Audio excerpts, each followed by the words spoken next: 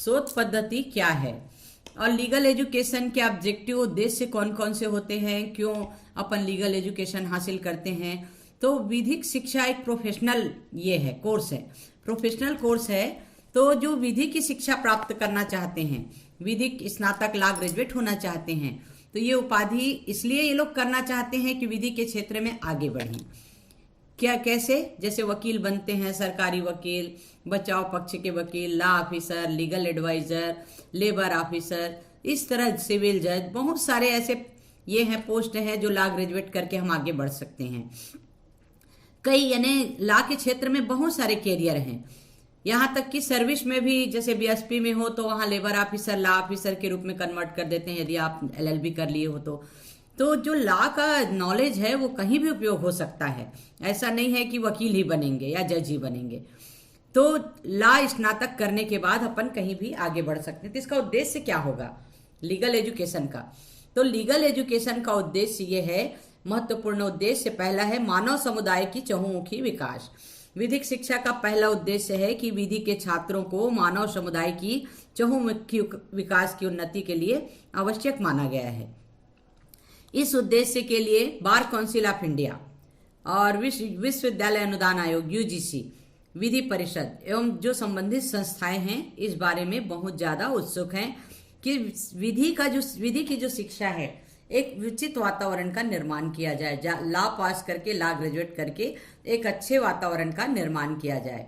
तो इस उद्देश्य के लिए ये संस्थाएं जो हैं अपनी नीतियां और कार्यक्रम को विभिन्न कार्यक्रमों के माध्यम से सुधार कर रहे हैं, संचालन कर रही हैं, लोगों तक जागरूकता को फैला रही हैं कि कैसे लॉ ग्रेजुएट होके हम कहाँ कहाँ जा सकते हैं, क्या है कैरियर हमारा। तो ये हो गया मानव समुदाय का चहुमुखी विकास, यानी चारों तरफ से विकास होता है। यदि कोई लॉ ग्रेजुएट कर लेता है उसके बाद भले ही वो दूसरी नौकरी में हो, कोई उसकी शॉप वगैरह हो, प्रोफेशनल कोई व्यावसायिक हो, लेकिन फिर भी उसका जो मानसिक विकास होता है वो बहुत ही अच्छा होता है। दूसरा है विधिक शिक्षा पद्धति। विधिक शिक्षा पद्धति में एडवोकेट एक्ट जो है 1961 और बार काउंसिल ऑफ इंडिया, ये दोनों ही दिलचस्पी रखती हैं। क्या दिलचस्पी रखती हैं? कि विधिक शिक्षा लीगल एजुकेशन को विनियमित किया जाए और इसमें सुधार किया जाए। बार काउंसिल ऑफ इंडिया और विश्वविद्यालय अनुदान आयोग ने वर्तमान में जो विधि विधायनी व्यवस्था और कमियों और कमजोरियों को चिन्हित किया है, कहाँ कहाँ पर वीकनेस है, कहाँ कहाँ पर हमारी कमजोरियां हैं, तो समय समय पर ये उसमें निर्देशित करके सुधार भी कर रहे हैं। इन कमियों को दूर किया जा रहा है। कैसे दूर किया जा रहा है? विधिक शिक्षा के स्तर में सुधार करके। जैसे एलएलबी है, 3 ईयर कोर्स है, अभी 12वीं के बाद 5 ईयर कोर्स है। 5 ईयर में क्या होता है, उनको पूरी तरह से ट्रेन कर दिया जाता है। फर्स्ट सेम से ही इनको प्रैक्टिकल नॉलेज दिया जाता है, कोर्ट जाने की शिक्षा दी जाती है। जब ये 5 साल का कोर्स करके निकलते हैं बच्चे, प्रैक्टिकल प्रोग्राम्स आयोजित किए जाते हैं तो इनको सारा नॉलेज हो जाता है। जैसे बीएसपी में, शिक्षण संस्थान में और हाई कोर्ट में, सुप्रीम कोर्ट में और जितने भी एनजीओ हैं वहाँ सब ये जा जाके अपने प्रैक्टिकल नॉलेज हासिल कर लेते हैं। तो और नियमित रूप से सेमिनार का भी आयोजन किया जाता है। जनरल्स और विधिक पत्रिकाओं का प्रकाशन किया जाता है। इसमें आप लोग अपना ये देते हैं, आर्टिकल देते हैं, तो वैसे ही नॉलेज बढ़ते जाता है। विधिक सहायता कार्यक्रमों का आयोजन करना, ये सब कार्यक्रम में भागीदारी बच्चों की होती है और ये बहुत आगे बढ़ते हैं। तीसरा है लोकतंत्र और संवैधानिक सरकारों को आगे बढ़ाना। तो बीसीआई ने जो विधिक शिक्षा लीगल एजुकेशन को प्रभावशाली बनाने के लिए जो नियमों की रूल रेगुलेशन की रचना की है उसको 1982 में लागू किया गया जून में। और इसके द्वारा जो पेशेवर शिक्षा है, प्रोफेशनल एजुकेशन है और अन्य शिक्षा है, इस दोनों को पार्टीशन कर दिया गया है। तो इनकी रचना और इन्हें लागू करने का उद्देश्य यह है कि देश में लोकतंत्र में संवैधानिक सरकारों को आगे बढ़ाया जाए। चौथा है व्यवहारिक उपयोगिता। अब क्या ये है व्यवहारिक जीवन में? तो 1982 के बाद जो बार काउंसिल ऑफ इंडिया और यूजीसी ने भरसक प्रयास किया कि जो लीगल टीचर है, जो विधिक शिक्षक है, एक पेशेवर शिक्षण के रूप में स्थापित हो। कि पहले वकील लोग पढ़ाते थे, तो वकील लोग पढ़ाते थे तो उनको अपने क्लाइंट के पास जल्दी जाने की जरूरत रहती, क्लाइंट आके बैठा होगा, कोर्ट जाना है, तो वो उतना ध्यान नहीं दे पाते। यदि शाम की क्लासेस थी तो वो कोर्ट से थके आए रहते थे, बच्चों को उस टाइप शिक्षा नहीं दे पाते थे, क्योंकि जब मानसिक थकान, शारीरिक थकान बहुत ज़्यादा हो जाती है तो हम सामने वाले को क्या शिक्षा दे पाएंगे। तो इस तरह से इसको ये सुधार किया गया कि जो मास्टर ऑफ लॉ हैं, जो पीएचडी हैं, नेट स्लेट परीक्षा उत्तीर्ण किए हैं, वही लॉ के टीचर बन सकते हैं। तो इस तरह इसमें सुधार किया गया और इसके सिलेबस में भी सुधार किया गया। जो जैसे मैंने अपने हेमचंद यादव यूनिवर्सिटी में सुधार किया कि फर्स्ट सेम से 6 सेम तक हर बच्चे 15 दिन कोर्ट जाएंगे, 15 दिन कोर्ट जाएंगे, कम से कम ये 30, 60, 90 दिन हो गया। 90 दिन में ये कोर्ट को समझेंगे क्या है, और जैसे ही इनको लाइसेंस मिलेगा ये अपना केस लेके खुद आगे बढ़ेंगे। क्योंकि जब लॉ ग्रेजुएट होकर हम लाइसेंस लेके जाते हैं तो कोर्ट को समझने में ही टाइम लगता है, कौन कौन सा कोर्ट है, क्या है, कहाँ कौन सा केस पेश होगा, कहाँ कौन सा केस, तो ये इनको पढ़ते पढ़ते ही सारा कुछ नॉलेज हो जाएगा। इसके बाद ये डायरेक्ट अपना केस लड़ सकते हैं। तो विश्वविद्यालय ने न्यायाधीशों को भी कहा है कि इस प्रकार की जो सेवाएं हैं इनका महान उद्देश्य पूर्ण हो सके, इसलिए प्रैक्टिकल नॉलेज बहुत जरूरी है। तो हम लोग को इनसे परमिशन लेना पड़ता है डिस्ट्रिक्ट जज से, डिस्ट्रिक्ट एवं सेशन जज से, कि हम अपने बच्चों को सेशन कोर्ट का जो केस है उसमें भेज रहे हैं और इनको अनुमति दी जाए। तो इनको अनुमति दी जाती है और 15-15 या 10-10 जैसा भी ग्रुप रहता है वैसा अपन कोर्ट भेजते हैं, तो इनको प्रैक्टिकल नॉलेज हो जाता है। तो ये हो गया विधिक शिक्षा के उद्देश्य, क्या उद्देश्य हैं। तो ये इसमें भारतीय विधि आयोग ने ये कहा है 184वीं रिपोर्ट में 2002 में इन्होंने पेश किया कि विधिक शिक्षा और पेशेवर प्रशिक्षण पर विधिक शिक्षण सुधार में क्या क्या सुझाव दिए। पाठ्यक्रम विकास समिति 1988-19 LLB और LLM के पाठ्यक्रम को पुनरीक्षित करने का और सुव्यवस्थित आधार प्रदान करने का, इसके लिए उन्होंने पहल की। बाद में विश्वविद्यालय अनुदान आयोग ने 2001 में कहा कि एक आदर्श पाठ्यक्रम संचालित किया जाए जो छात्रों के व्यवहारिक शिक्षा के लिए पूर्ण हो, और उन्हें अंगीकार भी किया गया उसी समय। और सुप्रीम कोर्ट ने एक प्रकरण में उस्मानिया विश्वविद्यालय के शिक्षक संघ बनाम versus Andhra Pradesh AIR 1987 SC 2034 में यह कहा है, रेखांकित किया है कि विश्वविद्यालय अनुदान आयोग की देश की शैक्षणिक जीवन को स्वरूप देने की एक महती भूमिका है। यानी UGC जो है देश के शैक्षणिक जीवन को बहुत ही अच्छा स्वरूप देने के लिए भूमिका निभा रही है, ऐसा सुप्रीम कोर्ट ने इस केस में कहा है। तो इसी परिप्रेक्ष्य में विश्वविद्यालय अनुदान आयोग ने कई नियमों की रचना की है जिससे विधिक शिक्षा प्रगतिशील, उच्च एवं मापदंड पूर्ण हो सके। यद्यपि देश के कितने भी विश्वविद्यालय हैं वो विश्वविद्यालय अनुदान आयोग के निर्देशों का पालन करने के लिए बाध्य हैं ताकि विधिक शिक्षा का स्तर कायम रह सके, परंतु इन निर्देशों का व्यवहारिक स्वरूप ये है कि इसका पालन गहराई से किया जाए। यदि गहराई से नहीं किया जाएगा तो उस विश्वविद्यालय अनुदान आयोग के द्वारा उस विश्वविद्यालय या महाविद्यालय की मान्यता रद्द की जा सकती है। तो ये बहुत ही महत्वपूर्ण जिम्मेदारी है कि उच्च एवं विधिक शिक्षा के उद्देश्यों को प्राप्त करने का भार अधिक गहराई से और लगन से पालन किया जाना चाहिए। तो प्रश्न ये नहीं है कि देश के विश्वविद्यालय अनुदान आयोग के निर्देशों और नियमों का पालन कर रहे हैं, परंतु सवाल ये है किस सीमा तक पालन कर रहे हैं। ईमानदारी पूर्ण तरीकों का पालन किया जा रहा है, उद्देश्य की पूर्ति के लिए संपूर्ण ईमानदारी आवश्यक है। तो ये तो हुए विधिक शिक्षा के मुख्य उद्देश्य क्या क्या हैं, ऐसा क्वेश्चन आ सकता है। इस पद्धति का प्रचलन कायम है और ये लोकप्रिय भी है। जैसे लेक्चर मेथड अपन क्लास में जाके लेक्चर देते हैं, तो ये भारत में ही नहीं पूरे यूरोपीय और अमेरिका देशों में इस पद्धति को अपनाया गया है। क्योंकि जब अब हमारे यहाँ सेमिनार होता है या संगोष्ठी होती है, दे दो ना उसको, कॉपी करके दे दो। ये तो इसको में भी विद्वानों को व्याख्यान देने के लिए आमंत्रित करते हैं। और कैसे ये करते हैं, इसकी भारी भरकम रकम भी दी जाती है।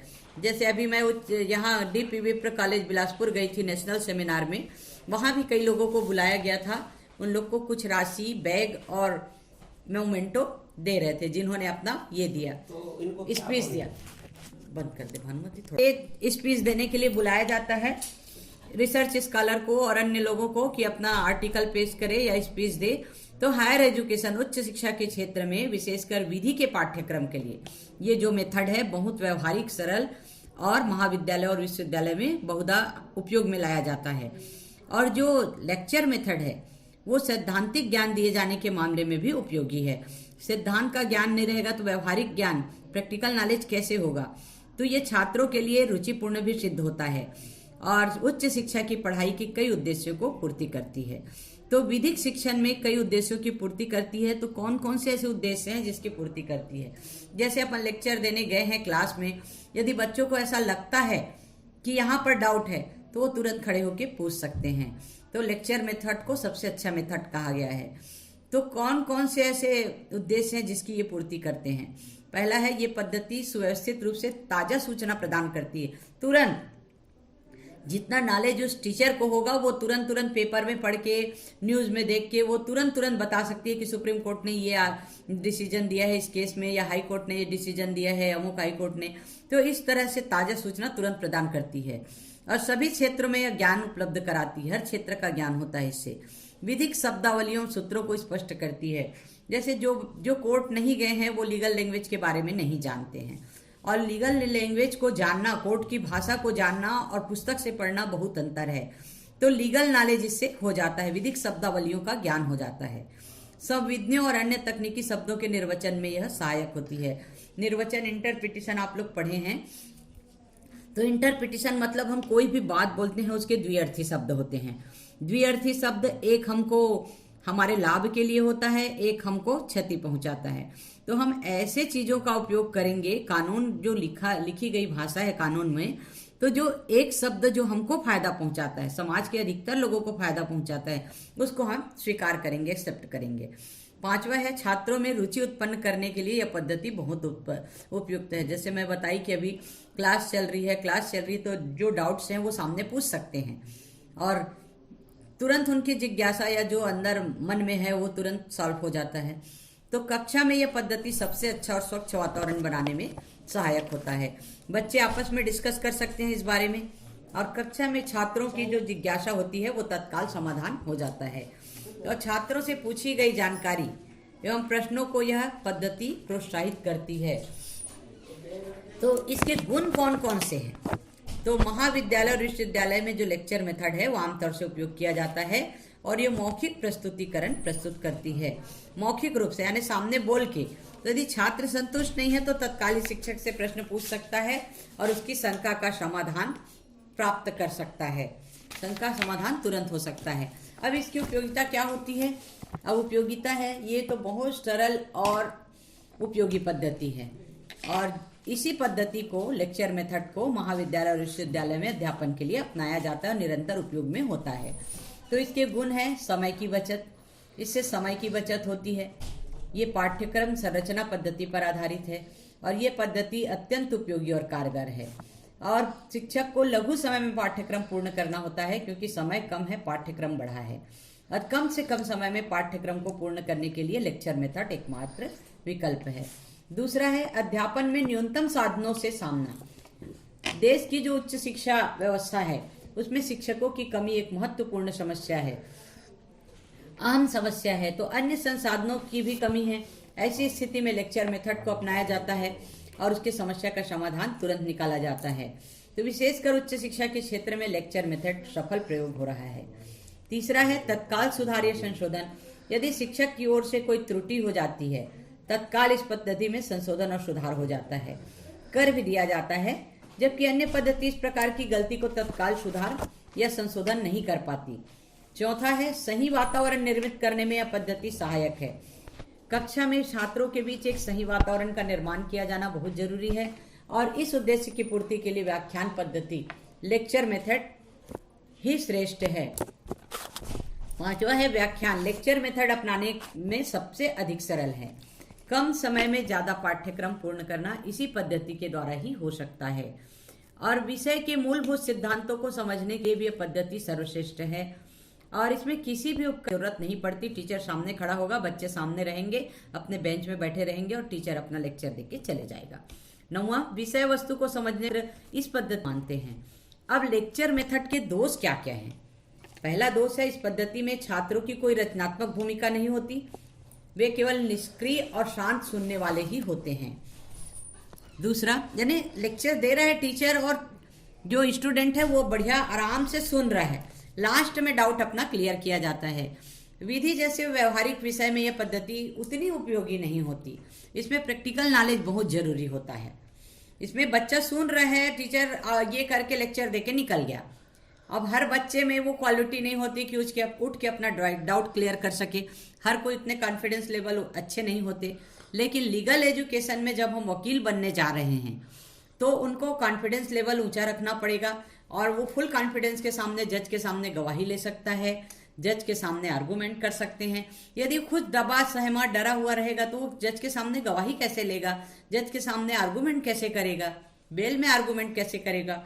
इसलिए ये उसके लिए ये दोष है उनके लेक्चर मेथड के। तो ये विधि के क्षेत्र में उतना उपयोगी नहीं है। इसके क्षेत्र में वही उपयोगी है जो प्रैक्टिकल नॉलेज ज्यादा से ज्यादा दे सके। तो प्रशिक्षित तथा हुनरमंद शिक्षकों का अभाव पद्धति को कठिन बना देता है। यदि पुस्तक लिए और जाके पढ़ दिए तो बच्चों को क्या समझ आएगा। तो जो ट्रेंड टीचर हैं, जिसने वकालत भी किया है और जिसको पूरा सब्जेक्ट का नॉलेज है, ऐसे टीचर यदि पढ़ाएं तो बच्चों को समझने में तकलीफ नहीं होती। तो ये एक तरफा पद्धति है जहां शिक्षक सक्रिय होता है और छात्र निष्क्रिय हो जाता है। ये भी इसके दोष हैं। विधि के शिक्षकों की कमी एक महत्वपूर्ण समस्या है, गंभीर समस्या है। माध्यम की समस्या, अब हिंदी जानने वाला और अंग्रेजी जानने वाला अलग अलग होता है। तो यदि अंग्रेजी का टीचर पढ़ा रहा है तो अंग्रेजी में पढ़ाएगा और हिंदी का टीचर पढ़ा रहा है तो हिंदी में पढ़ाएगा। तो अंग्रेजी वालों को तकलीफ होती है और अंग्रेजी में पढ़ा रहा है तो हिंदी वालों को तकलीफ होती है। ऐसे बहुत कम टीचर होते हैं जो इंग्लिश और हिंदी में बैलेंस बना के रखते हैं। हमारे यहाँ है ऐसा। सातवां, अन्य पद्धति में इसका कोई समन्वय स्थापित नहीं हो सकता। तो अब अन्य पद्धति में लेक्चर मेथड ऐसा मेथड है जो अन्य मेथड के साथ मिक्सअप नहीं होता। तो अब इसमें निष्कर्ष क्या निकला? ये लेक्चर मेथड जो है एकदम परंपरागत पुरानी पद्धति है और उच्च शिक्षा में अपनाई जाने वाली उपलब्ध पद्धतियों में भी श्रेष्ठ भी है। लेकिन इस पद्धति का हमेशा उपयोग होता है हर जगह, विश्वविद्यालय में, महाविद्यालय में, क्योंकि ये उपयोगी और लोकप्रिय भी है। और देश में संरचनागत पाठ्यक्रम पद्धति लागू है। यहाँ ये पद्धति बहुत उपयोगी, प्रभावशाली और लोकप्रिय सिद्ध हो रही है। कम समय में विस्तृत पाठ्यक्रम पढ़ाना होता है तो लेक्चर मेथड के माध्यम से ही ये संभव है और इसी का उपयोग किया जा सकता है और किया जा रहा है, क्योंकि विद्यमान चुनौती का यही एकमात्र उपाय है। तो भारत एक ऐसा देश है जहाँ संसाधनों की कमी है, विशेषकर उच्च शिक्षा के क्षेत्र में शिक्षकों की कमी है, जो एक बड़ी समस्या है। इन परिस्थितियों से निपटने के लिए अतिथि संकाय गेस्ट लेक्चरर, गेस्ट फैकल्टी रखने के लिए हमेशा तैयार रहती है और जो लेक्चर मेथड है इसके द्वारा ही समस्या का समाधान निकाला जा सकता है। यदि कोई क्वेश्चन पूछा जाता है कि व्याख्यान पद्धति के गुण दोष कौन कौन से हैं, तो जो मैं अभी पढ़ाई हूँ लेक्चर मेथड वही पढ़ना है, इनके मेरिट्स और डिमेरिट्स। तो ये हो गया लेक्चर मेथड। अब समस्या समाधान पद्धति, प्रॉब्लम सॉल्विंग मेथड। अब प्रॉब्लम सॉल्विंग मेथड तो कई प्रकार की शिक्षण पद्धति है, टीचिंग मेथड है जिससे अध्यापन कार्य करवाया जाता है। तो जो टीचिंग मेथड है वो कई तथ्यों पर निर्भर करती है। कई तथ्यों मतलब पहला पाठ्यक्रम क्या होगा, सिलेबस क्या होगा। दूसरा निर्देश, उन निकायों को निर्देश कहते हैं जो शिक्षा कार्य संचालित करते हैं। उदाहरण के रूप में विश्वविद्यालय अनुदान आयोग, बार काउंसिल ऑफ इंडिया जो महाविद्यालय और विश्वविद्यालय को निर्देश देते हैं।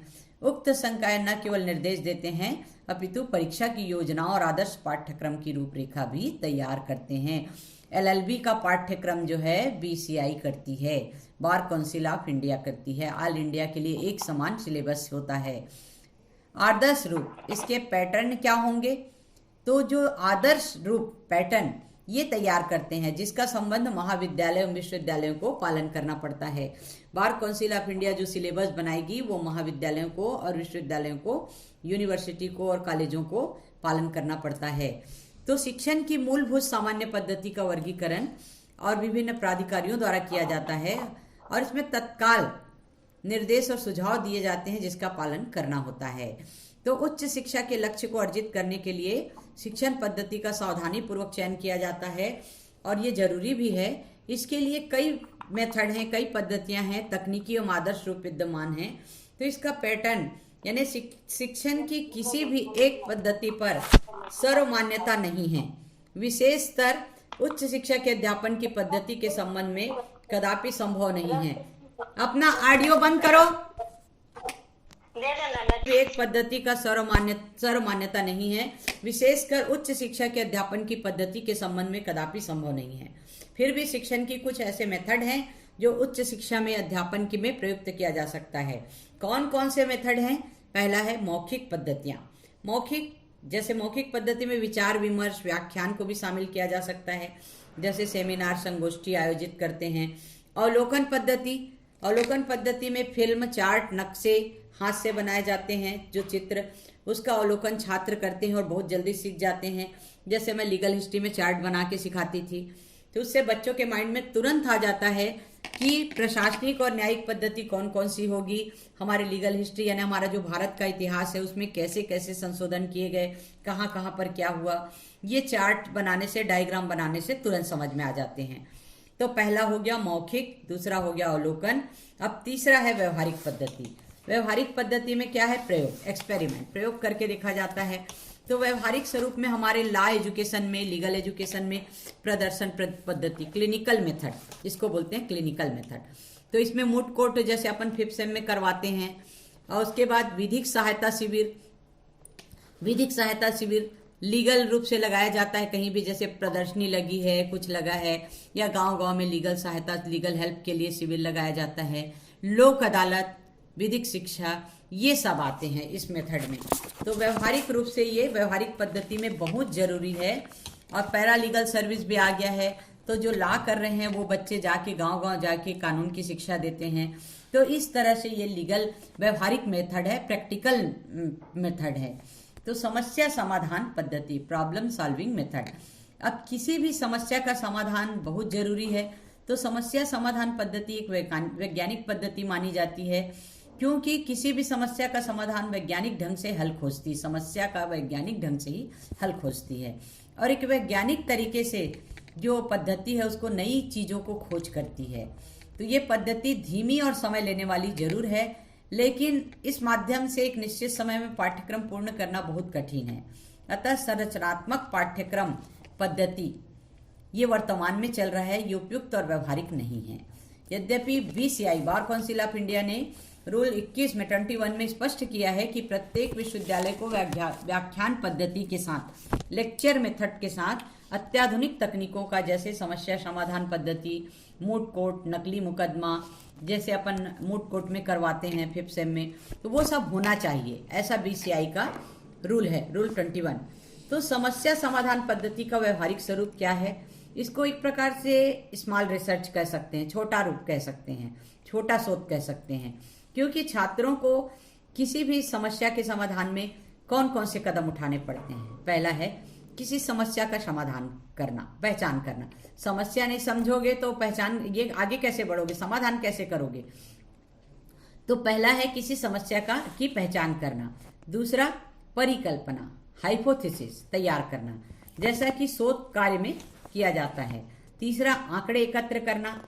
चौथा एकत्र आंकड़ों का विश्लेषण और निर्वचन करना। पांचवा अपना निष्कर्ष प्रस्तुत करना। तो ये सब निर्धारित समय में पूरा करना होता है। तो छात्रों के लिए आवश्यक है कि वो अपने कार्य की रिपोर्ट तैयार करे और उसमें ईमानदारी से सतर्क होकर कार्य करे। मतलब इसमें जैसे मैंने रिसर्च किया कामकाजी महिला एवं कानून में, तो जैसे रिसर्च किया उसके बाद मैंने इतिहास को खंगाला, इतिहास में महिलाएं कब काम करती थी, कब से काम करना शुरू करी, कैसे धीरे धीरे महिलाओं को हर क्षेत्र में आगे लाया गया। तो मैंने अभी महिलाओं की जो सोच है वो क्या है, वो घर और परिवार को एक साथ कैसे संभालती हैं, इसके लिए मैंने आंकड़े एकत्रित करने के लिए स्कूलों में जाके जो महिला शिक्षक है उनसे मिला, कॉलेज में मिला, हर क्षेत्र में जितने भी डिपार्टमेंट है प्रत्येक विभाग में मैंने अपना क्वेश्चन आंसर होता है, क्वेश्चन लिख के देना पड़ता है और आंसर वो लोग लिख के देते हैं। तो मैंने क्वेश्चन पेपर ले जाके छोड़ा, उसमें उन्होंने आंसर दिया, तो उस हिसाब से मैंने अपने रिसर्च पेपर को तैयार किया। तो एकत्र आंकड़ों का विश्लेषण, फिर मैंने देखा कितनी महिलाएं क्या सोचती हैं कि काम करना अच्छा है, बाहर निकलना, या फिर घर और बाहर को संभालना मुश्किल है। तो इस तरह से मैंने अपना पूरा ये किया, उसमें विश्लेषण किया, उसके बाद उसका निर्वचन करके अपना निष्कर्ष प्रस्तुत किया और मेरा थीसिस तैयार हो गया। तो एक रिसर्च के लिए सबसे पहले हम समस्या की पहचान करते हैं कि समस्या क्या है। तो हम लोग की समस्या क्या है, मेरे रिसर्च के ऊपर बात कर रही हूँ। हम लोग की समस्या क्या है? कामकाजी महिलाएं। हम कामकाजी महिलाएं हैं, पूरा दफ्तर को अच्छे से संभालती हैं और घर को भी। तो क्या हमको समस्या होती है दोनों में बैलेंस बनाने में? तो समस्या की पहचान, उसके पास हाइपोथेसिस, इसको शोध कार्य के लिए हम आगे बढ़ते हैं। तो परिकल्पना, हमारी सोच क्या है? हाइपोथेसिस, आंकड़े, डाटा एकत्र करना। मैंने क्वेश्चनराइज देकर डाटा एकत्र किया, फिर उस डाटा को एकत्रित किया, फिर मैंने एक डाटा बनाया कि इतने % महिलाएं अपने कार्य से संतुष्ट है, घर और बाहर दोनों को संभाल सकती हैं, और इतने % महिलाएं अपने कार्य से संतुष्ट नहीं हैं। ऐसा मैंने लास्ट में निष्कर्ष तैयार किया, अपनी रिपोर्ट तैयार करी। तो ये सब करते हुए हमको एकदम प्रैक्टिकल रहना है, ऐसे कुछ भी लिख दिया ऐसा नहीं। जो थीसिस तैयार कर रहे हैं वो गड़बड़ नहीं होना चाहिए। अब इसके गुण क्या क्या हैं? समस्या समाधान पद्धति, तो इसके गुण क्या क्या हैं? Problem solving method. तो समस्या समाधान पद्धति के गुण है, पहला, छात्रों को प्रोत्साहित करती है। जब प्रैक्टिकल में हम काम करेंगे तो हमको प्रोत्साहन मिलेगा, अरे इसमें और अच्छा ऐसा कर सकते हैं, इसमें ऐसा कर सकते हैं, अपने आप दिमाग डेवलप होता है जैसे रिसर्च की ओर आगे बढ़ेंगे। दूसरा, छात्रों के मन में नए विचार और सुझाव आते हैं, यानी नए जैसे ही हम रिसर्च की ओर आगे बढ़ते हैं, कोई चीज को खंगालना शुरू करते हैं, तो हमारे विचार में एकदम से बदलाव आ जाता है, हमको नए विचार और सुझाव आते हैं, ऐसा करना चाहिए, ऐसा करना चाहिए, जो हम अपने रिसर्च में सुझाव भी देते हैं। इस तरह से इतनी महिलाएं ये संतुष्ट नहीं है, इतनी संतुष्ट हैं, तो इसमें क्या क्या करना चाहिए। जैसे कामकाजी महिलाओं के बारे में, कार्यस्थल में अक्सर महिलाओं को बराबर में रहते हैं, हम उनसे बड़े भी रहते हैं, फिर भी महिलाओं के साथ शोषण होता है। तो विशाखा बनाम राजस्थान, जो मेरे रिसर्च का मेन ये था, पूरा रिसर्च का जो शुरू से आखिरी तक घूमा है, इसी के ऊपर घूमा है कि यदि कार्यस्थल पर महिलाओं के साथ किसी प्रकार से यौन शोषण होता है तो सुप्रीम कोर्ट के जो डिसीजन है विशाखा बनाम राजस्थान, उसका पालन किया जाए, उसके गाइडलाइन का पालन किया जाए। तो मैंने सुझाव भी दिया कुछ अपने थीसिस में। तो नए विचार और सुझाव आना स्वाभाविक है। तो छात्रों को अपने कार्य के लिए कड़ा परिश्रम करना होता है, इधर उधर जाओगे, दिन भर थकोगे, स्कूल में, कॉलेज में, किसी भी अलग अलग डिपार्टमेंट में जैसे मैंने दौरा किया है ना, तो किसी विशेष साजो सामान की आवश्यकता इसमें नहीं पड़ती है। सिर्फ एक क्वेश्चन पेपर होते हैं, उसको जाके देना होता है, उसके बाद कलेक्ट करने के लिए भी जाना होता है, 1 बार 2 बार 3 बार, जितनी बार जाना पड़े, काम तो अपना है। तो रचनात्मक विचार आते हैं और कल्पना के विकास में पद्धति सहायक होती है और छात्रों के वैज्ञानिक दृष्टिकोण का विकास भी करती है ये। तो छात्रों और शिक्षकों में परस्पर संवाद और स्वास्थ्य संबंधी संबंधों का भी विकास होता है, स्वस्थ संबंधों का विकास होता है। क्या परस्पर संवाद मतलब? हम जिसके अंडर रिसर्च कर रहे हैं, जिस टीचर के अंदर, उसके साथ अपन खुल के बात करते हैं, सर यहाँ समझ नहीं आया, मैडम यहाँ समझ नहीं आया। और स्वस्थ संबंधों का, वो खुल के आपको सलाह दे सकते, नहीं ऐसा करो करके आपको आदेश निर्देश दे सकते हैं। मेरे सर ने तो, जिनके अंडर में मैं पीएचडी करी, उसने साफ बोला कि इनके कंठ में माँ सरस्वती का वास है, एक भी शब्द मेरे का और की काटना नहीं पड़ा। मैंने जैसा लिखा वैसे को ओके किया। और बहुत से लोगों ने धारणा बताई थी मेरे को कि वो सर बहुत काट पीट करते हैं, आपको पीएचडी नहीं करने देंगे। तो ये गलत धारणा थी और उन्होंने मेरे का और की में भी काट छाट नहीं की। और मेरे सीनियर बेस्ट सर थे, उनके सामने कहा कि मैडम तो ऐसा लिखी हैं, सुशीला ऐसा लिखी है कि एक शब्द को मैं काटने के लिए ये नहीं हूं करके। तो ऐसा होना चाहिए रिसर्च के जब क्षेत्र में आगे बढ़ रहे हैं, तो सामने वाले को हम इतना संतुष्ट कर दें, इतना बढ़िया रिसर्च पेपर तैयार करें कि सामने वाला टीचर जो है संतुष्ट हो जाए। तो समस्या समाधान में छात्र व्यवहारिक और रचनात्मक हो जाते हैं। व्यवहारिक हो जाता है कि ऐसा करने से ऐसा होगा। जैसे व्यवहारिक के तौर पे उदाहरण बता रही हूँ, मेरा जैसे थीसिस तैयार किया मैंने, 3 पुस्तक और लिख डाली मैं। पहला कामकाजी महिला एवं कानून, और दूसरा उड़ान एक परिचय, भारत का वैधानिक एवं संवैधानिक इतिहास। इस तरह अपने आप अपने अंदर से मानसिक विकास होता है और अपने को नई चीजें सीखने मिलती है, नए चीज लिखने के लिए, आर्टिकल लिखने के लिए हम जागरूक हो जाते हैं। तो ये समस्या समाधान में छात्र व्यवहारिक और रचनात्मक हो जाते हैं, एक प्रकार से लेखक बन जाता है। तो इस पद्धति से छात्रों की रुचि और उत्सुकता का विकास होता है। ये तो इनके गुण हो गए। अब इसमें दोष कौन कौन से, डिमेरिट कौन कौन से दोष हैं? पहला है संरचनात्मक आधारित पाठ्यक्रम में लागू किया जाना व्यवहारिक नहीं होता। सैद्धांतिक में हम व्यवहारिक जोड़ रहे हैं, ये इसमें संभव नहीं है। ये धीमी और समय ज्यादा लेने वाली पद्धति है। अब आप क्वेश्चन छोड़ने जाओगे, आज छोड़ने जाओगे, सामने वाला बोलेगा 15 दिन में आना, तो आप 15 दिन में जाओगे, क्योंकि अपने हाथ से तो लिख नहीं सकते, सामने वाला जो बताएगा उसी खाप से आप आंकड़ा है, तो समय ज्यादा लेता है और धीमी पद्धति है। और इसे लागू कर निर्धारित पाठ्यक्रम को निश्चित समय में पूरा करना भी संभव नहीं होता, क्योंकि यदि 2 साल में हमको पीएचडी करना है तो सामने वाला आंकड़ा एकत्रित नहीं छो पाया है तो कैसे 2 साल में कर पाओगे, तो ये संभव नहीं है। आधुनिक महाविद्यालय और विश्वविद्यालय तथा उसके शिक्षक इस पद्धति को अपनाने के लिए भी तैयार नहीं है, क्योंकि भारत की जो विधिक परिषद है, बार काउंसिल ऑफ इंडिया ने निर्देशित किया है कि समस्या समाधान पद्धति के साथ व्यवहारिक तकनीकी जैसे मूट कोर्ट है, कृत्रिम मुकदमे हैं, कृत्रिम मुकदमे जैसे किसी भी अपना मान लो इस केस में 302 के केस में ऐसा हुआ, 498 के केस में ऐसा हुआ, तो इसको कैसे हम ये करेंगे, कोर्ट में कैसे हम गवाही लेंगे, कैसे आर्गुमेंट करेंगे, कोर्ट की प्रोसीडिंग क्या होगी, इस चीज को अपन कॉलेज में करवाएं तो बच्चों को बहुत कुछ नॉलेज हो जाता है। 5वां है, इसमें विशेष सामग्री की भी आवश्यकता नहीं होती, जिनका महाविद्यालयों में इसमें विशेष सामग्री की आवश्यकता होती है जिनका महाविद्यालयों में अभाव होता है। जैसे मूट कोर्ट करेंगे तो एक मूट कोर्ट ये होना चाहिए, रूम होना चाहिए जिसमें जज कहाँ बैठता है, बाकी लोग कहाँ बैठते हैं, वकील कैसे खड़े होते हैं, कैसे आर्गुमेंट करते हैं, तो ये सभी महाविद्यालयों में नहीं होता है। और प्रत्येक विद्यार्थी के लिए कठिन भी है, क्योंकि अक्सर लॉ उन्हीं लोग करते हैं जो जॉब करते रहते हैं या कुछ अलग फील्ड में लगे रहते हैं, वो लोग ज्यादा लॉ करते हैं।